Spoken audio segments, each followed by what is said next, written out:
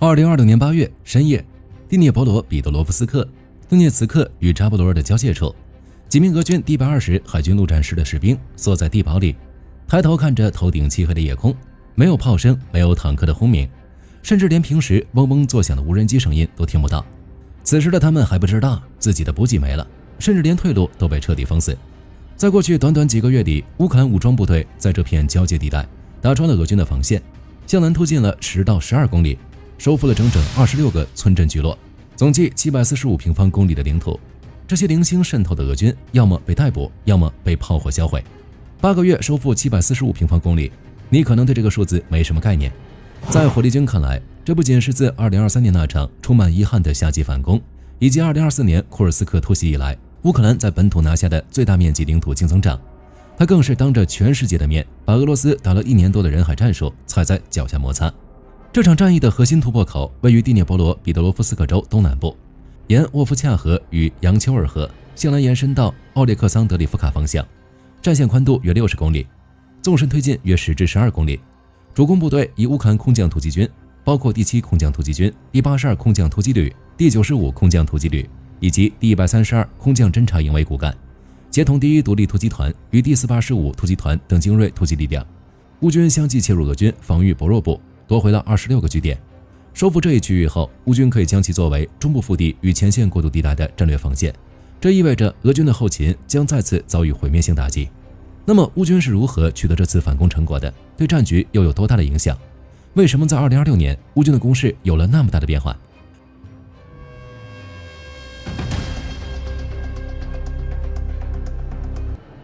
如果只看俄罗斯的战报，你会以为俄军战无不胜，天天赢。实际上，普京把家底都派往了顿涅茨克东部、红军村、德鲁日基夫卡。俄军在这些方向不计代价地对人命，采用密集蚕食的战术，每天靠着几十人的步兵班，冒着被无人机炸成碎片的风险往前拱个几十米。为了拿下几栋破败的农舍，俄军能填进去整整1个连的士兵。这种打法让俄军的越军推进面积从2025年的几百平方公里暴跌到只剩几十平方公里，代价是冷战时期攒下的老底被彻底打空。但克里姆林宫不管，他们需要政治宣传，需要告诉国内的民众，我们还在前进。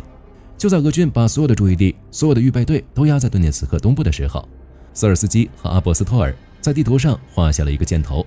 方向东南3州交界处，目标奥列克桑德里夫卡与古利亚伊波利轴线。为什么乌克兰要把反攻的地点选在这里？在回答这个问题之前，要先了解一个情况。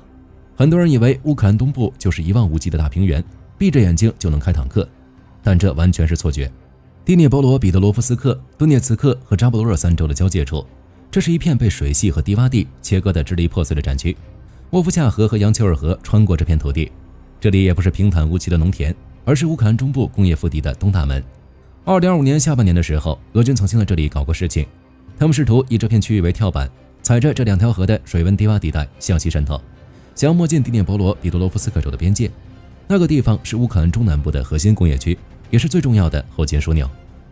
如果俄军在这里站稳脚跟，整个乌克兰东南部的防线就会被切掉一大块肉，红军村南翼将彻底暴露。所以乌克兰在这个方向的反攻，第一层目的就是关门，通过把战线向南硬推10到12公里。乌克兰不仅抹平了俄军之前辛辛苦苦拱出来的突出部，还把战线重新推回了顿涅茨克西界与扎波罗热东北界，等于在这2条河的南岸重新拉起了一道防线，把第聂伯罗彼得罗夫斯克州的安全缓冲区彻底锁死。这只是防御层面的算计，这波反攻真正要命的还是第2层目的，压制俄军空间。乌军把战线往南推了10公里之后，最先感到害怕的是躲在后方的俄军后勤兵。在这片区域有一条非常关键的横向交通线，它连接着扎波罗热东部和古利亚伊波利，和顿涅茨克东南部的交通枢纽沃尔诺瓦哈乃至马里乌波尔。过去俄军靠着这条线左右调兵，进可以向北威胁红军村，退可以向右压制古利亚伊波利。现在乌军站上这片区域的制高点，切断了这26个村落，等于在俄军这条大动脉上扎进一根钉子。扎波罗热北部与顿涅茨克西南部俄军的战术联络线彻底断了。更难受的还是火力叠加效应。在现代战争中，战线每往前推1公里，双方的后勤就要后撤10公里。战线南移之后，乌军的155毫米火炮不需要冒着被反炮兵火力打中的风险往前靠，只要在安全的阵地里移架，炮弹就能直接冲进俄军在扎波罗热北部的第2道防御阵地，覆盖托克马克、甚至是通往马里乌波尔的 H-20后勤干线。这代表俄军的弹药车、油罐车、运兵卡车现在只要敢靠近前线40公里以内，就是在给乌克兰的无人机刷业绩，只能把所有的补给站、弹药库全部往后撤。补给线的延长意味着单程运输时间的成倍增加。2026年，俄军在路上多待1分钟，被炸成零件的概率就呈指数级上升。这是一个连环死局，没有补给，前线就没有炮弹，没有炮弹，拿什么挡住乌克兰的下一波突击？而这就是乌克兰这场反攻的精髓。那么，在2026年这个战场极度透明的时代，乌军取得那么大的战果是如何做到的？对于这个问题，火力军的答案只有4个字：吃一堑，长一智。乌克兰人太清楚2023年夏季反攻是怎么失败的了。那一年，北约训练的装甲旅开着闪闪发光的豹2和布雷德利，在平原上排成一字长蛇阵，硬冲俄罗斯的苏罗维金防线。结果在密集的雷场和卡五2的集火下，付出了惨重的代价。那种大兵团机械化平推式的玩法，在现代无人机面前完全就是送人头。到了2026年，瑟尔斯基和阿波斯托尔玩了一手战术欺骗与战术革新，就是被军方内部称为分布式前沿渗透的新型战术。首先是信息管制，在战役发起前，乌克兰军方不仅实行了严密的无线电静默，甚至可以在官方频道放出假消息，公开发表声明否认该地区有任何兵力集结的迹象，配合上顿涅茨克东部防线的苦战姿态，成功让俄罗斯的情报系统产生了错觉，乌克兰人现在自顾不暇，他们根本没有预备队发起反攻。基于这个错觉，俄军没有向奥列克桑德里夫卡方向调集任何战役预备队，守在这里的是东部军区的第29集团军、第656摩步旅、第36摩步旅，以及号称精锐，但实际在过去几年里已经被打残重建过无数次的波罗的海舰队第120海军陆战师。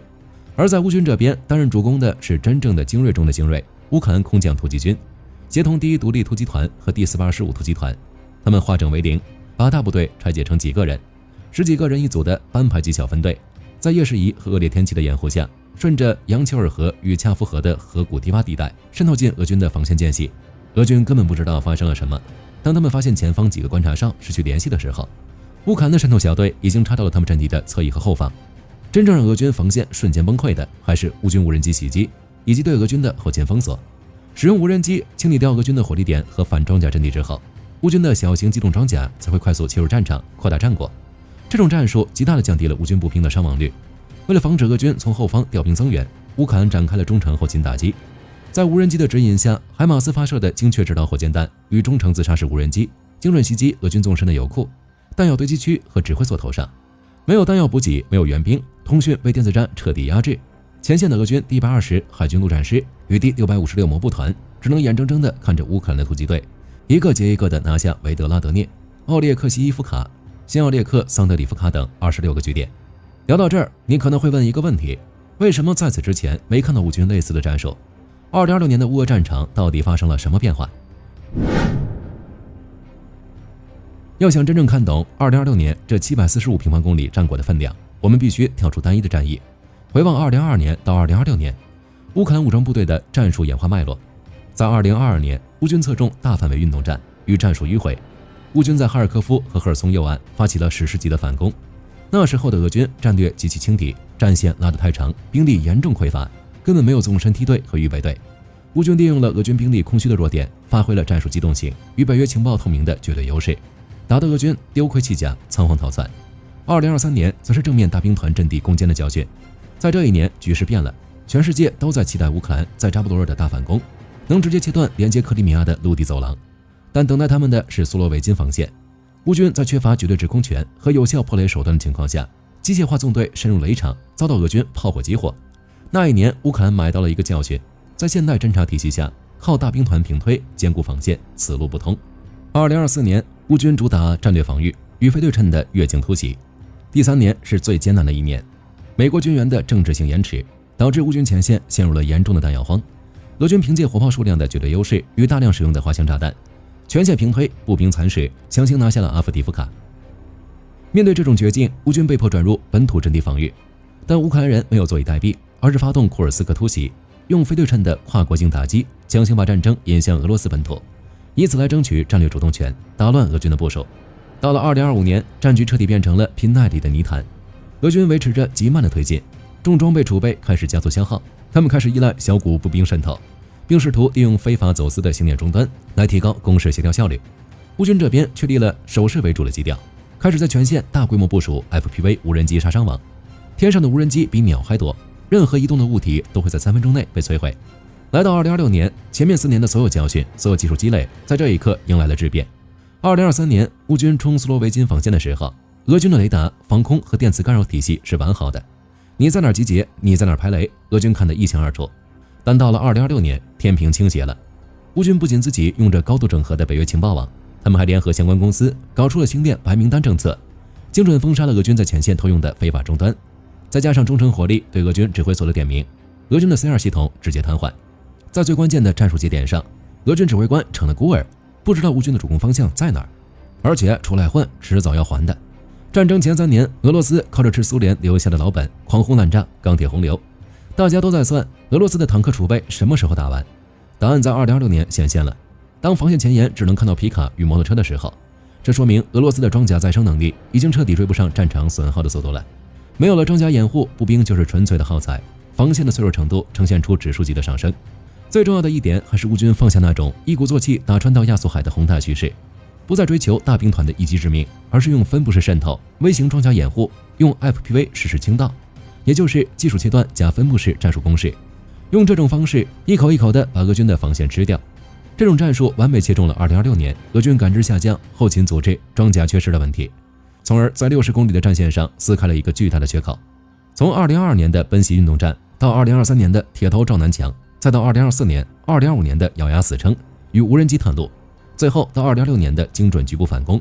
乌克兰证明了自己。相比之下，俄罗斯那支号称世界第2的钢铁大军，在2026年已经不堪一击了。在2022年，你能看到俄军开着 T90M， 天上飞着卡52，但到了2026年，在这个745平方公里的交战区里，几乎看不到像样的俄军重装甲了。4年的高强度消耗战，把苏联在冷战时期留下的那点家底掏得干干净净。数千辆坦克的损失，让俄罗斯不得不把 T62、T54、T55重新拉出来刷漆翻新。但这些老古董在乌克兰现代化的反坦克武器和 FPV 面前，连生存1分钟都是奢望。前线的俄军只能将仅存的少量坦克撤到大后方，当成远程火炮来用。承担前线突击和运输任务的，基本都是没有装甲防护的全地形车，甚至是摩托车。装甲能力的丧失，导致俄军的阵地防线在面对乌克兰精锐突击部队时，完全丧失抗冲击能力。一旦第一道防线被撕开，他们连组织快速装甲反击的能力都没有，只能靠2条腿往后跑。不仅是装备枯竭，兵员的补充成本也在飙升。俄罗斯国内的军费赤字不断扩大，为了招募愿意去前线填坑的合同兵，安家费已经炒到了一个天文数字。这些缺乏训练、士气低落的动员兵，在面临星链中断造成的指挥混乱以及后勤被全面封锁的情况下，能取得战果才怪了。这种战线上的加减法，标志着双方进入了一个动态博弈阶段，以空间换取对方有生力量。对乌克兰来说，收复这745平方公里当然振奋人心，但乌军真正在意的核心指标，不是单纯的收复失地，而是在推进的过程中制造非对称的战损比。乌克兰现在采用的是打一口就咽下去的弹性局部攻势，我不搞全面反攻，我就盯着你防线薄弱、后勤跟不上的地方咬下一块肉，然后迅速就地巩固阵地，铺开无人机防线，等你派人来夺回的时候，再用火力网大量杀伤你的有生力量。这种模式在兵力消耗上极为节省，完全避开了强行冲过雷场和高频装甲损失，战术收益极具性价比。说实话，作为一个长期关注乌俄战争的博主，看到2026年的这份战报，心里是百感交集的。在过去的1年多里，没有媒体充斥着悲观的论调，说乌克兰打不动了，说俄罗斯人虽然笨重，但他们人多炮多，早晚能把乌克兰耗死。这745平方公里与26个被收复的村庄，就是打脸的最好证据。这场战役不仅重塑了东南战区的空间态势，保住了第聂伯罗、彼得罗夫斯克的工业命脉，更直接把刀架在了俄军连接顿巴斯与扎波罗热的后勤大动脉上。它证明战场的天平正向着具备更高信息化整合能力、更强战术适应性、掌握非对称技术优势的一方倾斜。当然，我们必须承认，想要在长达1200公里的战线上发动大规模的阵地突破，对于目前的乌克兰来说依然困难重重。他们的局部攻势依然受限于防空导弹与远程精确打击弹药的交付节奏，但通过这种高效一笔、高技术含量的攻势，已经成功打破俄罗斯在领土上推进的垄断。2026年的风向已经变了，至于剧本的下一页会写些什么，我们拭目以待。本期视频到这儿就结束了，大家觉得乌军下一次反攻的地区会在哪里？可以在视频下方留言，大家一起讨论。视频最后不要忘记点赞关注，我是火力军，下期见。好的，各位观众朋友们，我们频道一直在聊真实的军事资讯和武器装备，后台也经常有朋友问，有没有值得推荐的入门级模型？今天就和大家分享一款近期接触到的产品。首先，它的外形还原度做得相当不错，比例准确，武器上的一些关键细节和标识也都有体现，材质也说得过去，拿在手上有不错的分量感。其次，它具备一定的可动性，对于理解基础操作原理有一定帮助，让它不仅是个静态摆件。综合它的做工和可玩性来看，价格确实比较亲民。对于想入门模型收藏，或者单纯想在桌上贴一个摆件的朋友来说，是一个性价比很高的选择。商品链接已经给你们上了，感兴趣的朋友可以自行了解。